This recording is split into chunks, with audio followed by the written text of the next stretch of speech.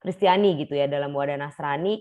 Namun sebenarnya topik yang saya mau bawain hari ini adalah general. General artinya siapapun, apapun posisi kita, siapapun kita lah, asal kita dari mana, agama kita apapun, tapi ini yang sering kali terjadi dalam hidup kita, gitu ya. Kalau kebenaran firman Tuhannya pasti akan diselip-selipin nanti, cuman saya lebih akan membahas lebih ke practical issue, karena ini pasti dialami oleh kita semua. Meskipun saya yang jadi pembicara hari ini, tapi bukan berarti saya lepas dari yang namanya toxic positivity ataupun healthy negativity. Apa sih sebenarnya teman-teman toxic positivity itu? Boleh yang mungkin malu-malu buka mic-nya, boleh ditulis di room chat. Menurut kalian toxic positivity itu apa? Atau kalau yang berani open mic boleh banget. Atau ditunjuk secara random nih. Aku Kak, Oke, Helen gimana Helen? toxic positivity itu kayak apa ya, kayak kita tuh diharuskan, misalnya contohnya kayak produktif gitu, kayak kita tuh harus produktif setiap hari, padahal kan kita ada boleh kalau misalnya sesekali itu istirahat gitu loh. Oke, thank you. Itu pemahaman kamu ya. Thank you. Oke, yang lain? Yang lain kira-kira apa sih toxic positivity? Ya, Victoria udah berani open mic? Thomas deh, Thomas nih. Dari off cam, kalau on cam pasti ada sesuatu yang mau Ini masih disampaikan. kresek-kresek nggak? Ya, sedikit. Aman-aman. Kalau positivity sih saya pahamnya mungkin kayak kayak kita tidak menerima, kayak kita ketika kita dihadapkan pada masalah kita denial gitu loh. Maksudnya kita harus terus berpikir positif, maksa terus. Jadi ketika dihadapkan pada kekecewaan, kemudian kita jadi nggak menerima itu. Padahal Jadi nyiksa jadinya gitu malah ya. berdampak negatif. Iya. Padahal Gitu. tersiksa dengan kondisi yang tidak nyaman itu. Oke. Nah, biar Iya. kalian nggak stres sepanjang acara ini, sepanjang kegiatan malam ini, saya mau ajak teman-teman untuk kita main games dulu sedikit. Ya, rules gamenya adalah, kalian nanti tebak gambar gitu ya, dengan menuliskan gambar itu apa sih, kata-katanya ditulis di room chat. Ya, ini ya memang nggak ada hadiahnya sih. Semoga tetap semangat ya walaupun nggak ada hadiahnya. Saya mau tahu seberapa kalian bisa dengan cermat mengamati gambar dan menamai gambar tersebut. Oke? Ya. Apa ini? Apa ya kira-kira ya?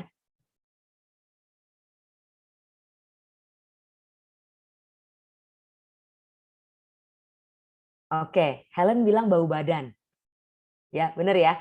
Ini baut, T-nya hilang, ini badannya hilang ganti N, bau badan. Oke, berikutnya. Apa ini?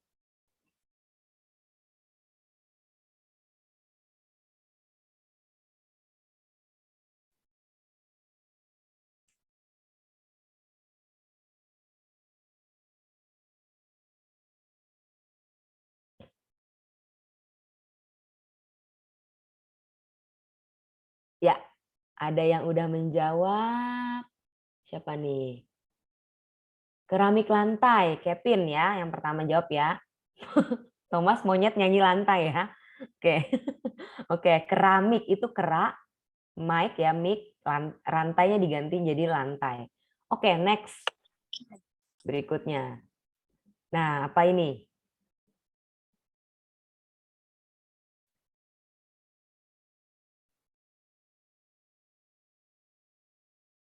Kurang pedas. Iya, benar, kurang pedas ya. Oke, berikutnya. Nah, apa ini?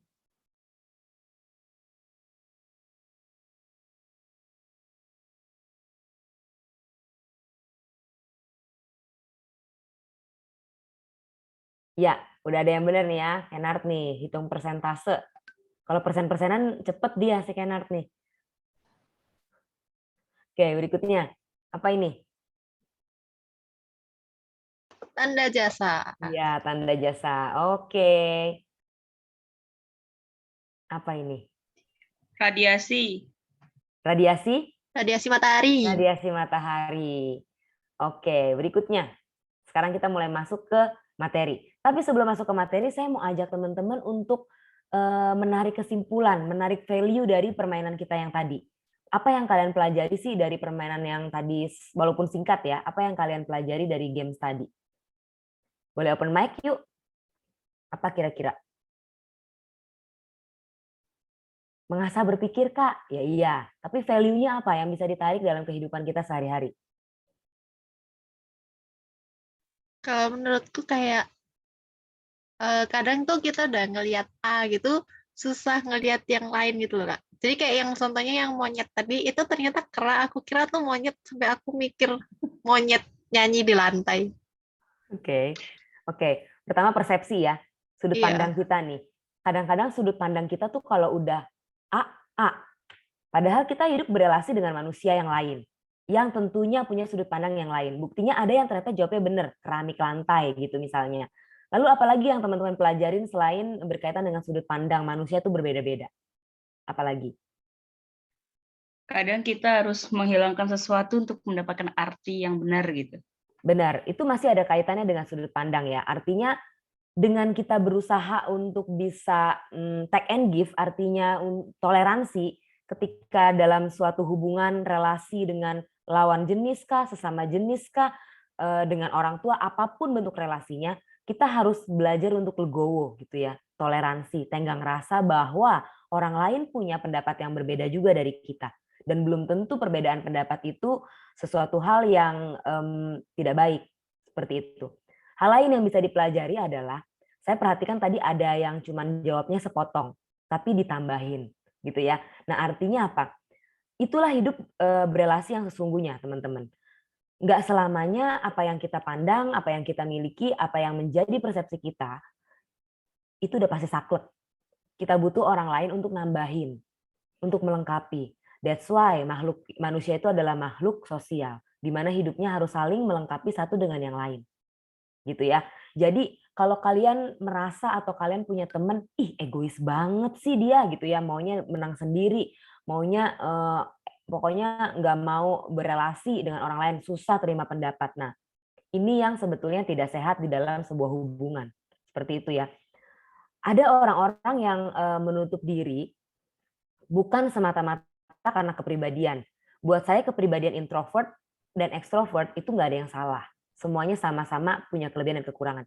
Tapi orang-orang tertentu dengan arogansinya dia, gitu ya, dengan kesombongannya dia merasa dia hidup sendiri sudah cukup, bahkan lebih dari cukup, itu sebetulnya adalah kesombongan yang sejati, gitu ya.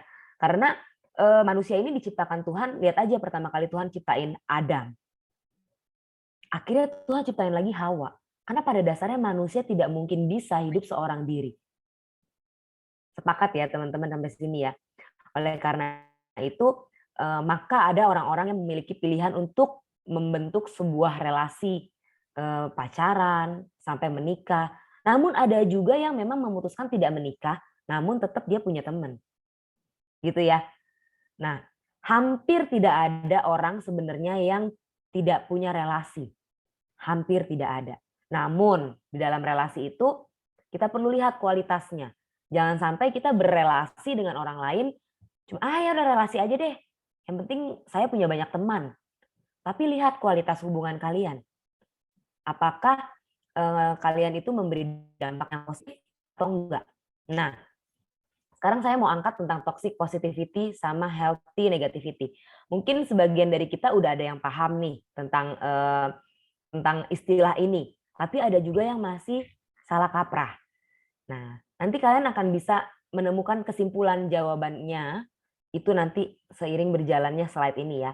Nah, pada kenyataannya, pada hakikatnya setiap kita, siapapun kita, profesi apapun, status sosial ekonomi apapun, agama apapun, semua maunya jadi orang yang sehat. Bener nggak? Ya, jadi orang yang sehat. Kalau bisa nih, jangan sampai deh aku ketularan COVID. Jangan sampai deh aku punya sakit ini itu. Maunya semua sehat. Tapi kebanyakan dari kita menganggap bahwa sehat itu adalah secara jasmani. Padahal yang dibilang healthy person, orang yang sehat itu tidak hanya dari jasmaninya saja, tapi secara mental. Mental ini banyak sekali teman-teman. Meliputi bagaimana pikiran kita, bagaimana isi hati kita, gitu ya. Positif nggak? Berdampak nggak positif buat orang lain? Kalau ternyata selama hidup kita masih belum optimal memberikan berdampak yang positif buat orang lain, maka belum tentu kita menjadi tumbuh atau berkembang menjadi orang yang sehat, gitu ya. Maka saya sangat yakin teman-teman bersyukur sekali kalau kalian tergabung di dalam komunitas seperti ini. Komunitas yang saling membangun, yang kalau ada masalah kalian bisa share, nggak cuma makanan yang di-share, tapi masalah juga di-share. Tujuannya apa? Tujuannya bukan biar orang lain ikut kena masalah kalian, bukan. Tapi sepenanggungan. Maka dari itu kita seringkali kalau ada orang yang meninggal, kita sering tidak hanya mengucapkan kata turut berduka cita ya, tapi turut sepenanggungan. Karena kita belajar untuk mengeluarkan empati kita. Nah, ini yang tidak semua orang miliki. Ada orang-orang yang memang terberi secara naluriah, secara alami punya empati yang meluap, melebih-lebihi daripada orang pada umumnya. Tapi bukan berarti empati ini tidak bisa dimiliki oleh orang yang tidak punya empati awalnya. Jadi bisa dengan latihan, gitu ya, dilatih hari demi hari. Nah, ini yang terjadi dalam hidup kita. Maunya, idealnya, kita sebagai manusia, kita maunya kayak gini nih relasi sama teman-teman. Bener gak sih? Maunya bisa, enjoy life, kemanapun, pokoknya temen nggak ada musuh. Baik-baik saja. Saling support. Idealnya seperti ini. Kalau kalian punya pertemanan seperti ini, itu bagus. Tapi nanti kita akan masuk kepada toxic positivity dan healthy negativity, gitu ya. Nah, wah bisa liburan bareng, happy bareng. Kalau sekarang istilahnya tuh healing time. Healing time. Padahal nggak semua orang ngerti healing time itu apa maksudnya sebenarnya, gitu ya. Healing time, habisin duit, pusing lagi kan duitnya habis.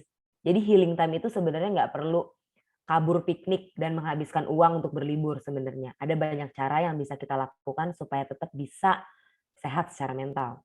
Nah, berikutnya. Tapi realitinya yang terjadi, sekalipun kalian saat ini merasa punya relasi yang kelihatannya baik-baik saja, nah ini dia yang sering kali terjadi. Bisa ada toxic positivity di dalamnya, tapi bisa ada juga healthy negativity. Gontok-gontokan, marah, ribut, beda pendapat, berdebat sama teman kita yang dekat sama kita, gitu ya. Lalu apakah dengan kondisi ribut beda pendapat ini kita bisa bilang orang lain lu toksik ya? Belum tentu, gitu ya. Apakah orang yang diem-diem aja yang kelihatannya kayak gini nih, fine aja, apakah udah berarti dia nggak toksik? Nah, ini yang perlu nanti kita kupas nih teman-teman ya. Realita yang terjadi adalah nih, lihat nih. Ini contoh toxic positivity nih.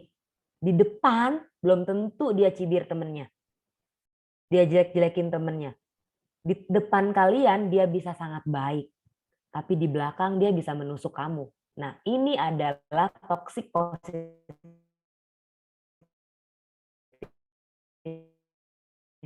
sebenarnya.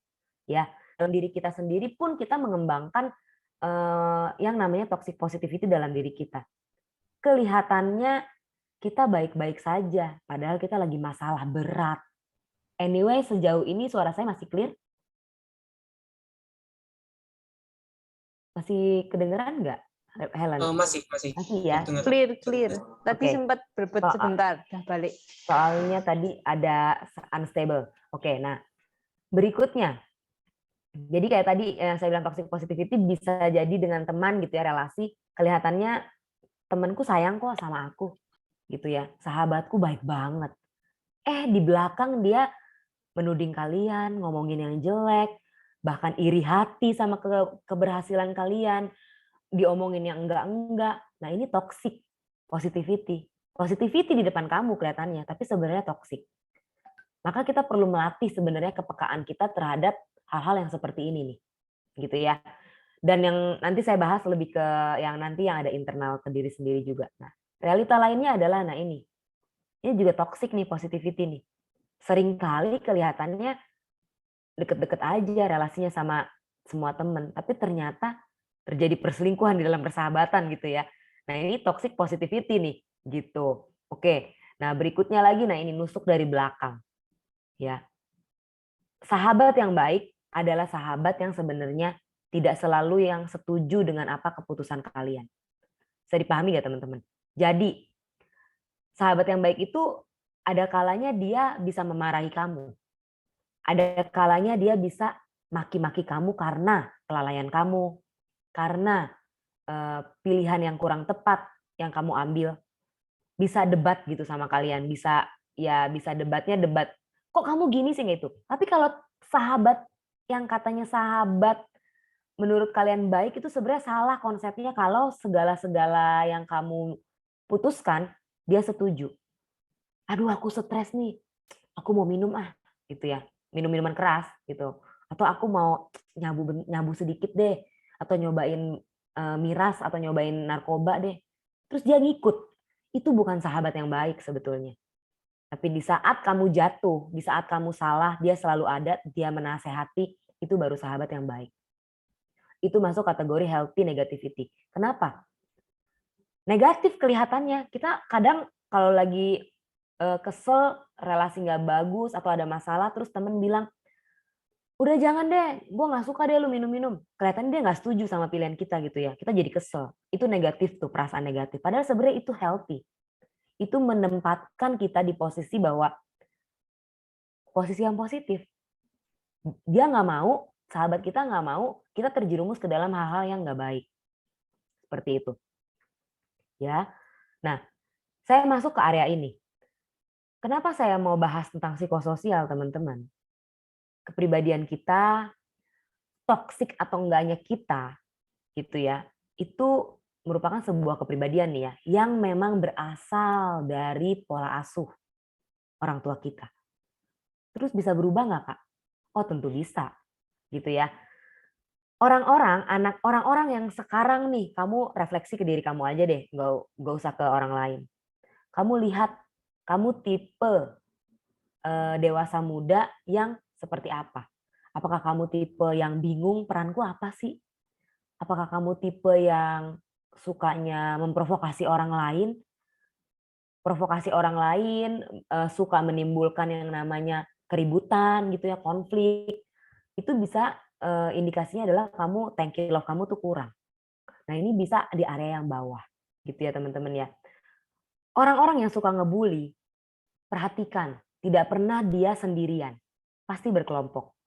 Kenapa? Karena sebenarnya si pembuli-pembuli itu, pelaku bullying, mereka adalah orang-orang yang inferior. Nih, inferior. Sehingga dia harus bergerombol, harus berkelompok, mencoba mencari kelemahan orang lain.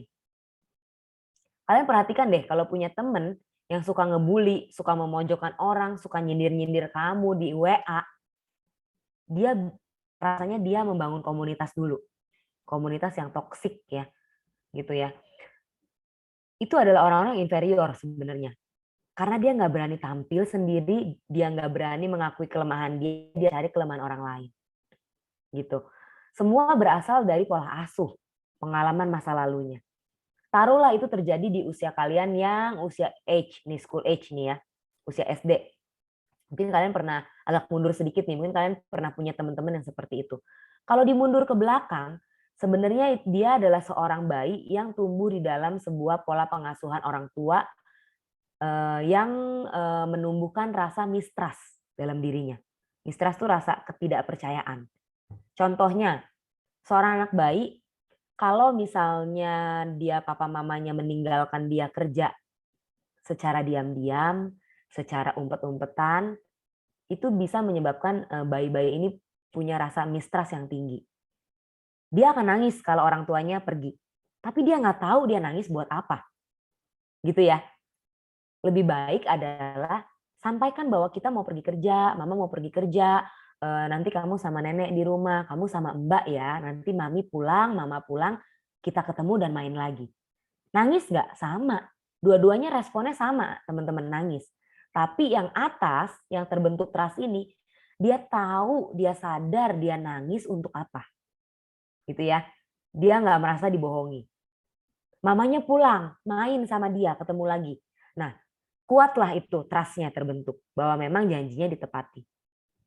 Yang bawah umpet-umpetan perginya, kadang pulang tunggu anaknya tidur misalnya gitu ya, atau pulang kadang nggak langsung menepati janji untuk berelasi dengan anaknya. Yang terbentuk adalah mistrust, sehingga dia merasa lingkungan rumah yang seharusnya menjadi tempat yang aman dan nyaman dan bisa dipercaya, ternyata itu menjadi suatu hal yang tidak bisa dipercaya.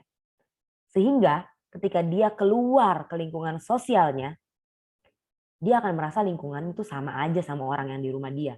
Nggak percayaan. Akibatnya apa? Di dalam dia masuk ke usia sekolah, dia tumbuh menjadi anak-anak yang nggak percaya diri, merasa bersalah, nggak berani mengekspresikan diri. Kalaupun berani, dia cari orang-orang yang bisa sekomplotan sama dia. Gitu ya. Nah, baik nggak ini? Bisa nggak dibenerin? Ya tentu tidak baik ya yang bagian bawah ini ya. Bisa nggak dibenerin? Bisa.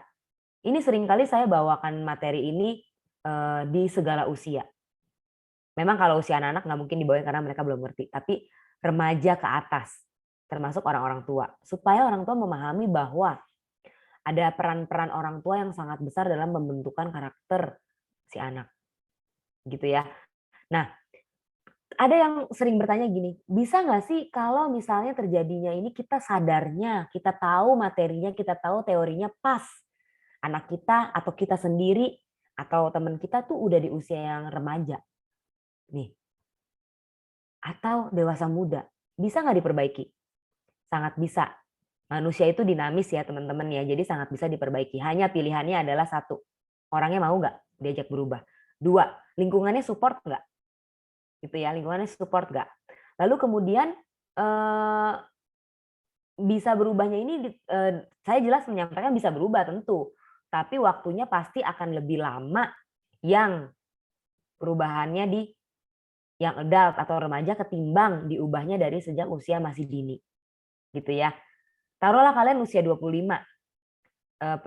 Kepribadian-kepribadian yang kurang baik tuh muncul, lalu kemudian kalian mau berubah. Tapi selama 25 tahun hidup kalian itu kan udah pola asuhnya sama gitu ya. Pembentukannya udah kurang maksimal, kurang positif, sehingga akan lebih memakan waktu yang lebih lama. Oke. Nah, berikutnya 3 hal yang seringkali bisa membuat orang lain merasa kita tuh toksik. Apa sih kira-kira?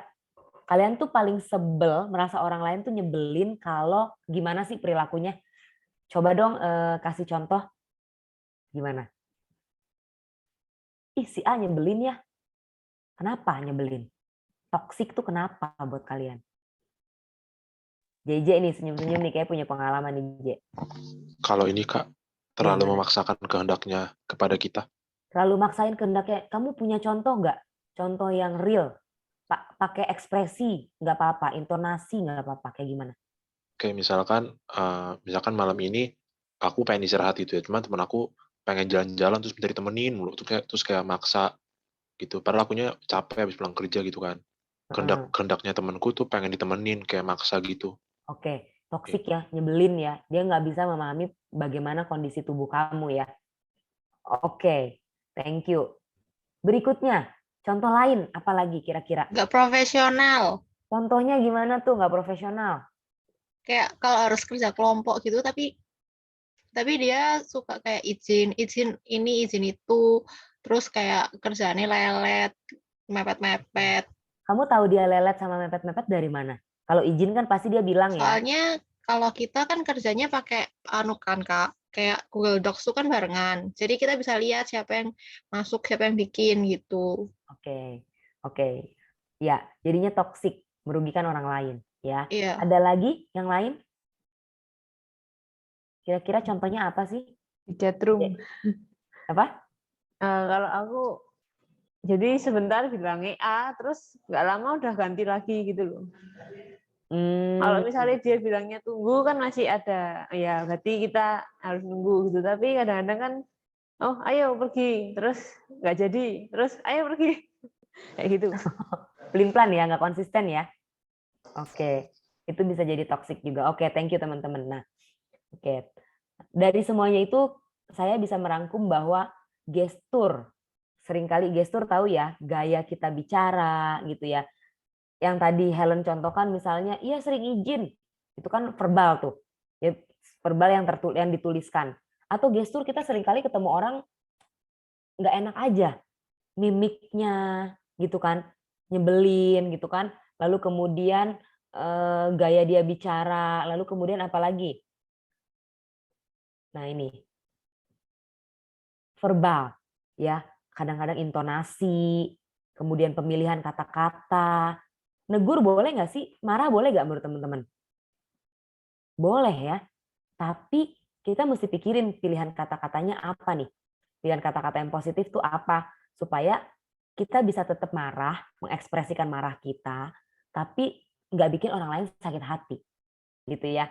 Susah-susah gampang tuh ya, lebih banyak susahnya daripada gampangnya. Oke.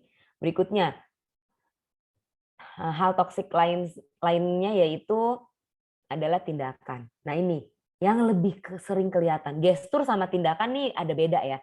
Kalau gestur tuh kadang-kadang tuh kita suka nggak sadar gitu loh. Gaya mulut kita bicara misalnya, mungkin udah pernah diingetin sama orang lain, dulu bicara muncrat-muncrat sih misalnya gitu kan, ganggu banget gitu ya. Tapi nggak sadar, tapi nggak berubah misalnya gitu. Kalau tindakan tuh lebih kepada bener-bener dia sadar. Ngomong keras misalnya, nunjuk-nunjuk misalnya gitu ya. Atau dia sadar kayak tadi contohnya Helen, udah lagi diliatin nih Google Docs bareng gitu ya. Dia beneran loh nggak kerjain loh, lelet misalnya gitu. Nah itu bikin gemes gitu ya teman-teman ya. Nah berikutnya, nah ini yang tadi saya bilang bahwa ketoksikan kita itu sangat melekat dengan kepribadian kita. Dan berkaitan ini semua dipengaruhi oleh pola asuh. Teman-teman, mungkin sekarang kalian belum ada yang punya rencana menikah gitu ya. Atau mungkin sudah ada yang menikah namun memang belum punya anak, tapi kalaupun yang sudah punya anak, ya ini persiapan lah buat kita. Kalaupun udah punya anak, bisa diperbaiki kalau pola asuhnya masih belum tepat. Nah, pola asuh ini ada 4, teman-teman. Menurut tokoh namanya Baumrind ada 4, otoritatif, ada permisif, ada otoritarian, ada neglectful. Yang pertama otoritatif. Orang tuanya high responsif, high demanding. Artinya orang tua yang pola asuhnya otoritatif, dia punya harapan, punya tuntutan yang tinggi terhadap anaknya. Contoh, nak kamu harus pinter, kamu harus bisa ini, bisa itu. Namun disertai juga dengan high response-nya. Artinya dukungannya juga optimal, kehadirannya optimal, support-nya luar biasa demi anaknya bisa sukses. Ini yang pertama, otoritatif. Yang kedua, saya turun dulu yang bawah, otoritarian. Tuntutannya besar, harapannya besar ke si anak, tapi low responsnya. Apa low responsnya? Kurang perhatian, kurang kehadiran ada kepada anaknya gitu ya. Lalu kemudian kurang support. Tapi tuntutannya tinggi, pinter dong matematika, tiap kali anaknya nanya PR matematika, nggak mau didampingi. Udahlah kamu jangan sama saya deh, jangan sama papi deh, jangan sama mami deh. Misalnya gitu ya. Kamu tanya aja teman kamu gitu. Kurang responsif. Yang berikutnya permisif. High responsif, low demanding. Tuntutan hampir nggak ada. Harapan orang tua ke anak hampir nggak ada. Aturan nggak ada.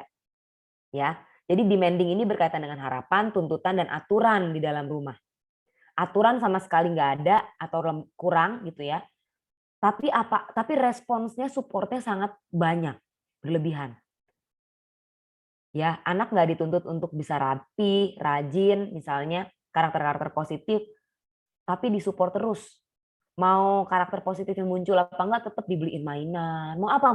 Oh beli, misalnya gitu ya. Apa-apa dibeliin. Apa-apa disediain. Nah, yang berikutnya yang terakhir neglectful. Tidak ada harapan, tidak ada tuntutan, tidak ada aturan ke si anak, termasuk respons di dalam hubungan dengan anak juga sangat kurang.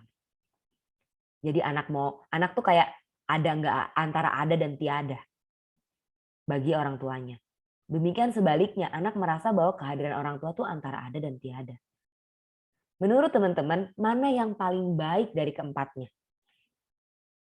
Otoritatif, otoritarian, permisif, atau neglectful? Ayo, di voting. Yang mana kira-kira? Yuk Kak, dipilih yang mana Kak?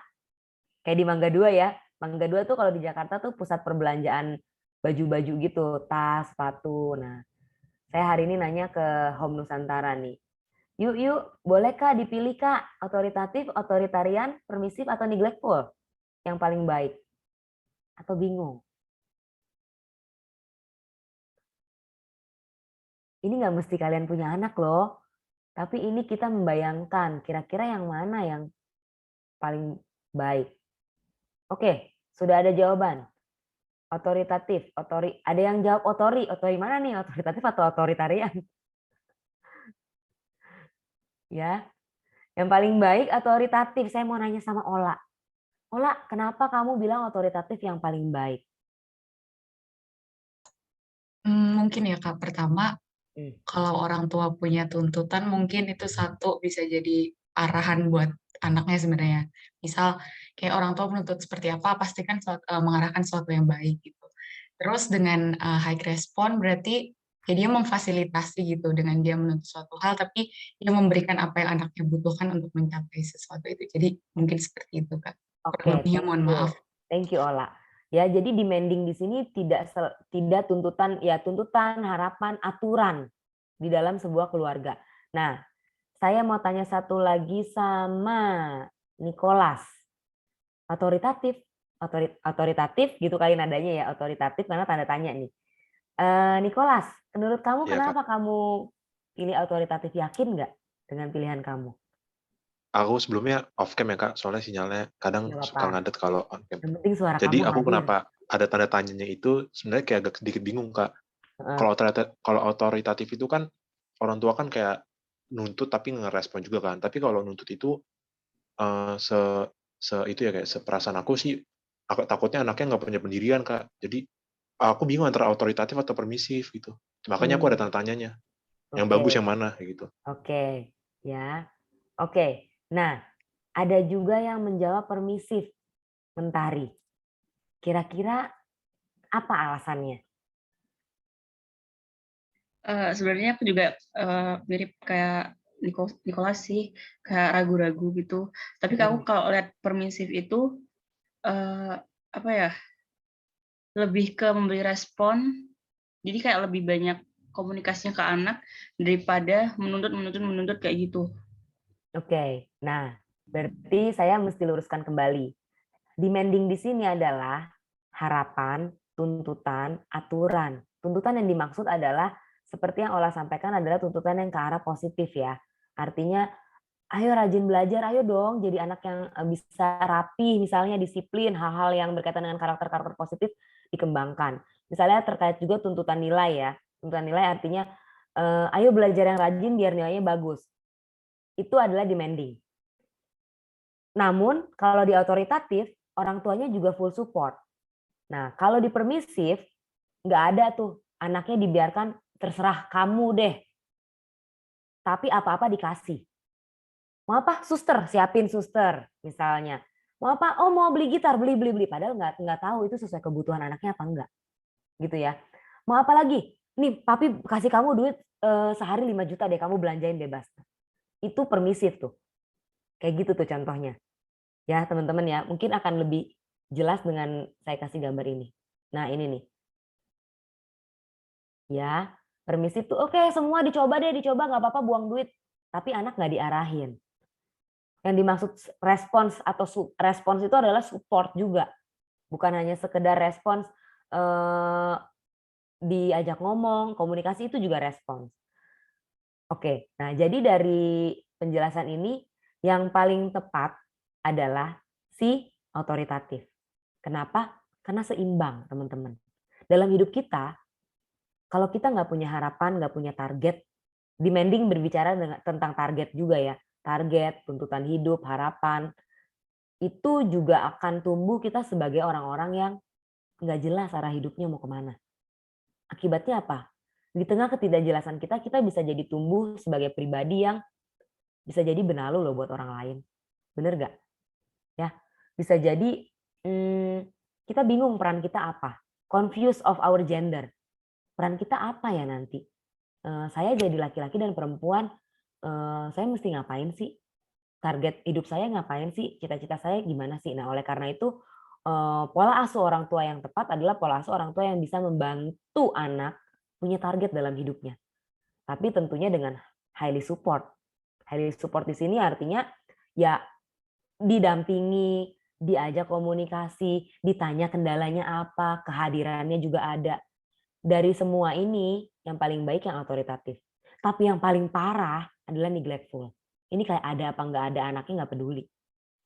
Bukan berarti yang lain udahlah nggak apa-apa, nggak juga ya. Kalau bisa sih kita mencapai yang biru ini. Oke, ya. Jadi toksik atau enggaknya kita itu sangat berpengaruh dari bagaimana pola asuh orang tua kita dulu. Plus ketika kalian sudah ada di lingkungan sosial, itu sangat berpengaruh di bagaimana peran lingkungan mempengaruhi kita. Teman-teman ingat ya ayat firman Tuhan pergaulan yang apa? Pergaulan yang Buruk. merusak kebiasaan yang baik. Ini yang lagi saya lihat di dalam tempat kerja saya. Jadi kebetulan kayaknya waktu pertemuan kita sempat awal-awal, saya pernah cerita nggak sih kalau saya dalam situasi yang nggak baik di dalam kerjaan. Bener gak sih? Masih inget nggak? Ingat. Masih inget ya. Nah, dalam situasi ada orang yang mau menusuk saya dari belakang, menjatuhkan pekerjaan saya, tapi dalam 1 tahun terakhir Tuhan membuktikan penyertaannya. Sekarang saya di tempat yang sama, dipercaya sama yayasan, sama owner untuk bisa membantu mengelola sekolah ini gitu. Nah, saking dipercayanya memang jadinya rumit. Banyak banget job desk yang harus dikerjakan. Salah satunya adalah di divisi HRD. Kenapa saya bilang tentang pergaulan yang buruk merusak kebiasaan yang baik, teman-teman? Ini kita harus belajar untuk hati-hati dalam memilih teman. Terus harus pilih-pilih kasih, Kak, pilih-pilih teman. Enggak. Semua boleh ditemenin, tapi mana yang positif, yang bisa memberikan dampak positif dan mengembangkan karakter kamu, itulah yang dijadikan teman untuk bisa menjadi sahabat, gitu ya. Nah, di divisi HRD ini terus terang saya melihat di mana ada komunitas yang jadinya toxic positivity. Ada orang-orang yang sudah tahu jelas-jelas salah melanggar aturan, gitu ya. Karena dia senior, karena dia udah lama, teman-teman yang lainnya jadi ngikut, gitu. Kelihatannya positif, positifnya apa? Oh ini orang ramah, misalnya, oh ini orang sering berbagi, tapi ternyata memberikan contoh yang nggak baik, yang sebenarnya toksik, gitu ya. Akibatnya apa? Menjadi pengaruh yang nggak baik buat lingkungan sekitar. Padahal orang-orang lainnya adalah orang-orang itu baru masuk, belum lama, masih murni lah, kalau kayak kertas masih putih gitu ya. Nah seperti itu. Tapi ada juga kelompok komunitas lainnya yang di dalam komunitas itu saling menegur. Artinya, ih telat mulu lu, misalnya gitu ya. Seragamnya mana tuh? ID card pakai misalnya. Secara harafiah nyebelin sih dikoreksi. Bener gak sih teman-teman? Dikoreksi tuh nyebelin loh. Apalagi kalau hati kita nggak siap. Ya, sangat menyebalkan. Tapi itu sebenarnya membantu kita untuk lebih disiplin. Nah, ini adalah healthy negativity, teman-teman. Ya, kadang-kadang orang menilai bahwa aturan itu menyebalkan. Aturan itu tidak menyenangkan. Aturan itu bikin aku repot. Aturan itu nggak adil. Tapi sebenarnya arah dari aturan itu adalah membuat kita lebih disiplin. Karakter disiplin sedang dibentuk, walaupun memang tidak menyenangkan prosesnya. Sakit. Karakter kejujuran juga misalnya, sedang dibentuk. Tapi memang pembentukan karakter positif itu pasti pakai prosesnya yang nggak mudah. Begitu ya teman-teman ya. Jadi udah mulai agak jelas ya tentang toxic positivity dan healthy negativity. Toxic, orang bilang rata-rata adalah racun, segala sesuatu yang nggak enak, segala sesuatu yang pokoknya bikin nggak menyenangkan lah gitu. Namun akhir-akhir ini dunia menawarkan toxic positivity. Apa? Game.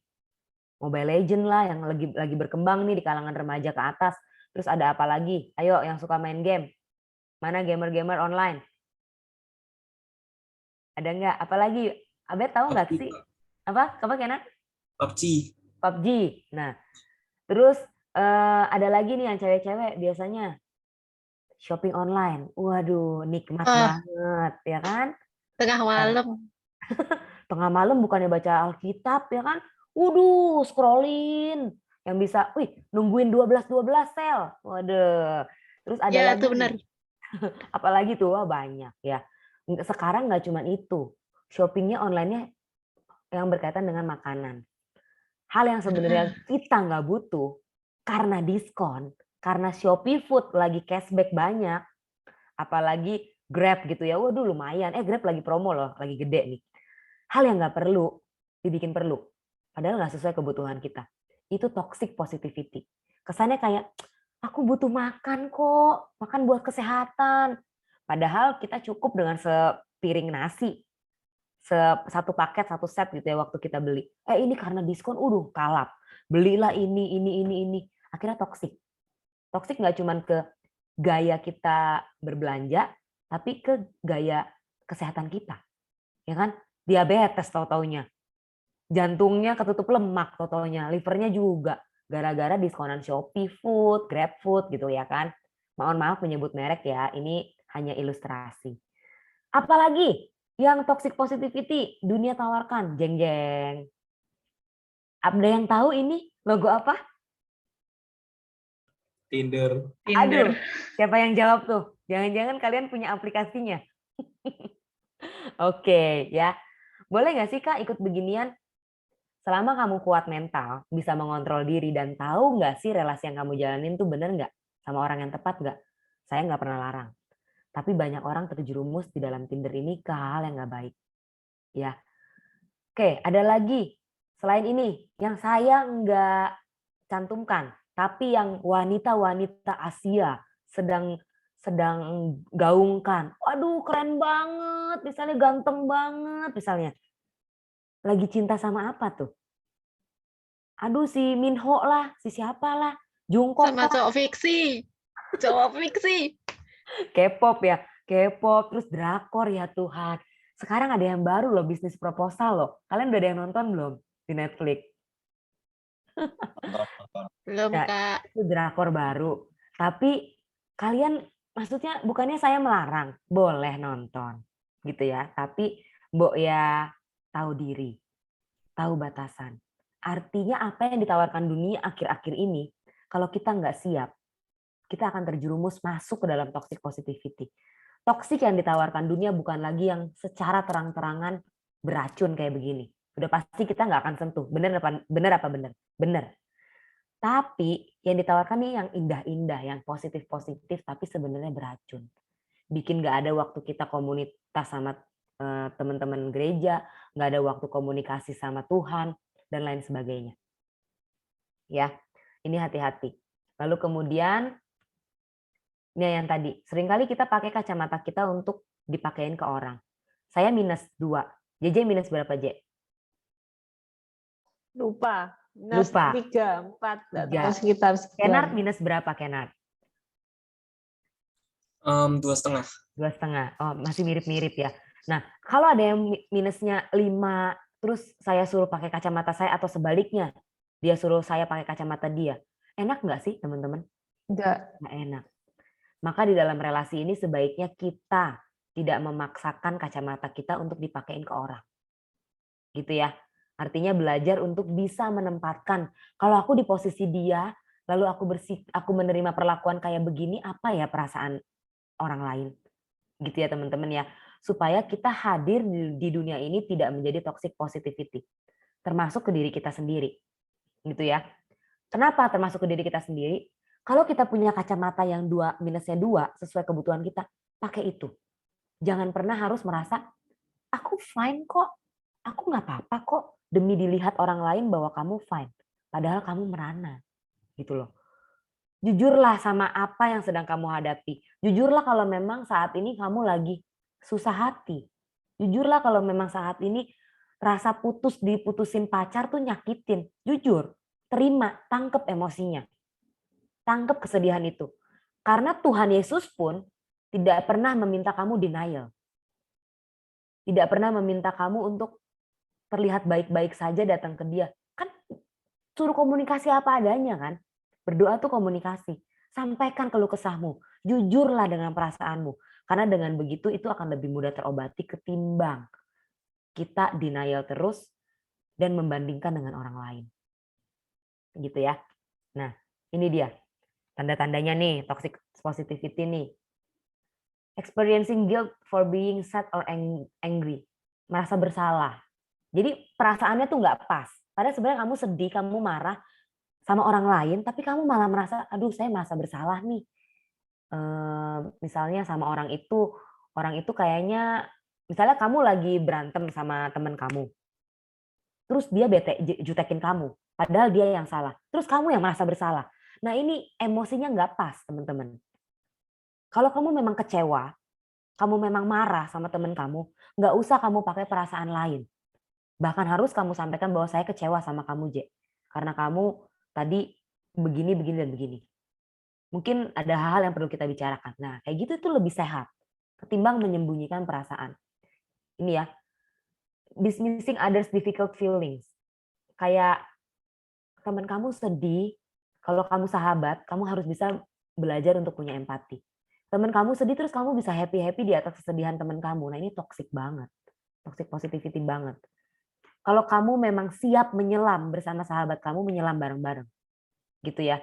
Tapi kalau kamu nggak siap, ya mungkin jangan sok-sokan juga. Kamu hibur. Nah, dismissing others difficult feeling tuh kayak gini nih teman-teman. Teman kamu lagi kedukaan. Orang tuanya meninggal lah, atau binatang peliharaan kesayangannya meninggal.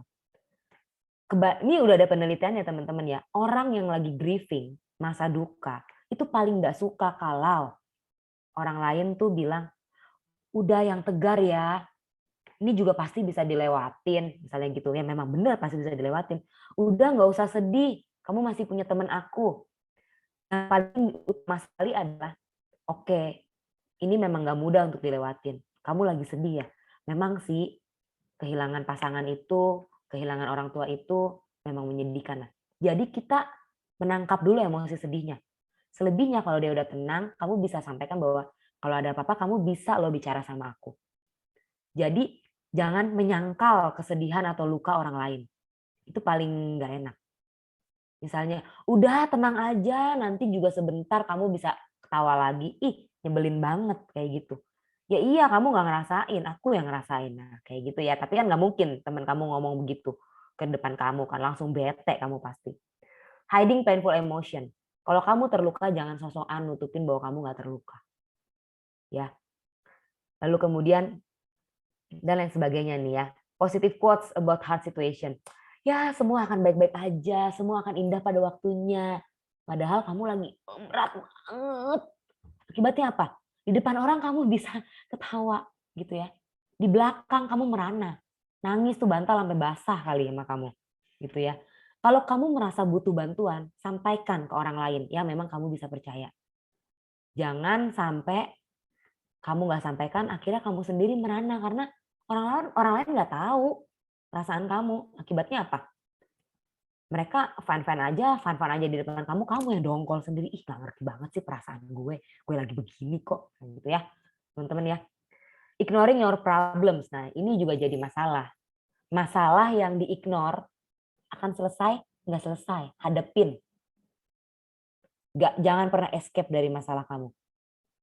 Karena dia nggak akan pernah lari dari kamu. Kamu lari dari masalah itu nggak akan lari dari kamu. Ada lagi, nggak selesai. Ya. Hadapin. Jadi orang yang berani. Kita harus berani ngadepin apa yang di depan kita. Karena Pak Eras selalu bilang, semua bisa dilewati. Bisa dilewati itu artinya bukan ignore. Bukan escape. Ada jurang nih di depan kamu. Nggak usah jurang deh, ekstrim banget ya. Ada got, parit di depan kamu yang cukup luas. Kamu harus bisa lewat ke sana supaya kamu pulang. Terus kamu ignore. Kamu escape, kamu lari mundur. Kamu sampai ke rumah nggak? Nggak sampai. Cari cara gimana ngadepin masalah kamu. Entah kamu susun balok, sampai kamu bikin jembatan, kamu minta orang lain, gendong kamu ke seberang. Yang penting semua bisa dilewati. Bisa dilewati artinya tidak ignore dan tidak escape. Ya, ini healthy negativity teman-teman ya. Istilah yang menggambarkan kemampuanmu untuk merespon dan menanggapi aspek negatif yang kamu rasakan dengan sehat. hidup nggak adil banget sih, tapi ya mau gimana lagi, namanya hidup. Kamu accept, kamu approve gitu ya. Bukan berarti hal-hal negatif yuk kamu approve, enggak. Tapi kalau itu memang terjadi, ya ditelan dulu, diterima dulu. Aduh, tuh dosen galak banget marahin aku karena aku telat. Ya memang aku telat sih, aku salah. Ngaku gitu loh. Jangan, nyebelin banget tuh dosen, marah-marahin telat. Orang cuma telat juga, kayak orang nggak pernah telat, denial kan. Ya kan? Duh, aku kayaknya nggak bisa nih. Ulangan ini kayaknya berat nih, susah nih. Ujian ini susah nih, tugasnya aku pasti gagal nih. Tapi nggak ada salahnya nyoba kan. Kayak gitu. Kita udah tahu nih mungkin aja akan gagal. Tapi kalau cuma di pikiran doang akan gagal, nggak ada usaha ya gagal beneran. Terus nanti nyalahin diri sendiri. Gitu ya, jadi dicoba dulu. Oke, kalaupun gagal, ya mau gimana lagi? Biarlah terjadi yang udah terjadi ya terjadi. Waktunya kegagalan itu adalah kesuksesan yang tertunda. Dimulai lagi, disusun lagi targetnya. Ya, seperti itu. Oke, berikutnya. Nah, ini instead of saying or thinking, just keep smiling. You need to try. It's okay to be upset. Even cry. Jadi kalau ketemu temen yang lagi nangis, jangan juga kita langsung bilang, ayo dong, senyum dong, hidup ini indah loh. Ya indah buat lo, buat gue yang lagi sedih belum tentu indah, gitu kan? Itu paling nggak enak loh digituin. Jadi, sedih ya? Ya emang kadang-kadang hidup begini sih, menyedihkan. Kenapa sih? Kayak gitu ya. Nggak apa-apa kok kalau mau sedih, kalau mau cerita aja kalau kamu udah siap. Misalnya, everything happens for a reason. Ya iya sih, bener. Tapi kita juga perlu menyadari bahwa it's okay to be not okay. Jadi jangan menyangkali hidup ini harus selalu oke. Ya teman-teman ya, bahkan ada orang yang bikin lagu bahwa Tuhan tuh nggak pernah berjanji bahwa langit selalu biru. Kamu akan baik-baik saja tuh Tuhan nggak pernah berjanji, tapi Tuhan selalu berjanji bahwa Dia akan menyertai. Seperti itu ya. Seperti itu. Nah ini kalian bisa baca ketika kegagalan, ya udah gagal memang gagal, tapi ini adalah bagian dari pertumbuhan. Seperti itu. Oke ya. Jadi kita harus ngecek nih sinyal komunikasi kita sama relasi kita gimana, udah oke apa belum. Ini akan menunjukkan seberapa toksik atau enggaknya kita.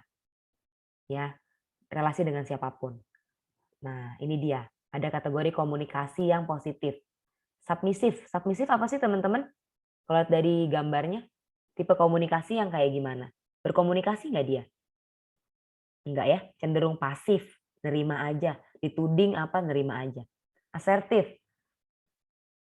Dia bisa menyampaikan pikiran dan perasaannya dengan tepat, dengan cara yang baik dan cara yang positif. Meskipun dia marah, dia tetap bisa positif. Susah memang, tapi bisa. Agresif, nggak peduli perasaan orang, nggak peduli ada barang apa dibanting. Padahal ujung-ujungnya nyesel juga. Aduh, baru beli rusak, misalnya gitu ya. Jadi yang paling tepat adalah yang tengah nih teman-teman. Jadi kita mesti memahami needs-nya kita sama others needs. Others needs gitu ya. Supaya kita tumbuh menjadi orang-orang yang positif, bukan toxic positivity. Tapi healthy negativity itu better daripada kamu menjadi toxic yang pura-pura positif. Oke? Sampai sini ada yang mau ditanya, teman-teman? Ada yang mau tanya, boleh raise hand.